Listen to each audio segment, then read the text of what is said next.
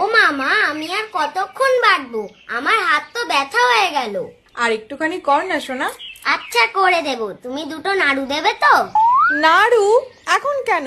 পুজো হয়ে যাক, তারপরে দেব। তাহলে পুজো কখন শেষ হবে? কেন খুব তাড়া পুজো শেষ হবার? পুজো শেষ হলেই তো স্কুল খুলে যাবে, সেটা খেয়াল আছে? আর দুদিন পরে করলে হতো না? দুদিন বেশি ছুটি খাওয়া যেত। কেন, পুজো কি তোর কথা মতন হবে নাকি পঞ্জিকা অনুসারে হবে? এই লক্ষ্মী ঠাকুরের তো তাড়া কেন? দুদিন পরে আসলে তো কি ক্ষতি হতো? এই, ওখানে দাঁড়িয়ে কি বিড়বিড় করছিস রে? যা তাড়াতাড়ি স্নানটা করে আয়, একটু পরেই পুজো শুরু হবে। ওমা, সাপের মতো এটা দেখতে কি এঁকেছো? ওটা সাপ নয়, ওটা লক্ষ্মীর পায়ের ছাপ। লক্ষ্মী, এটা তো আমার পায়ের মতো হয়েছে। এরকম বলতে নেই, ঠাকুর পাপ দেবে। হ্যাঁ, ঠাকুর শুধু পাপই দেয়, একটু ছুটি দিতে পারে না দুদিন?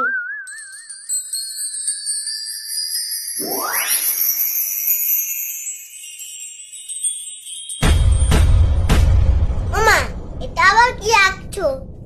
এটাকে স্বস্তিক চিহ্ন বলে। স্বস্তিক? আমার তো মনে হচ্ছে একটা মানুষ এরম করে দাঁড়িয়ে আছে।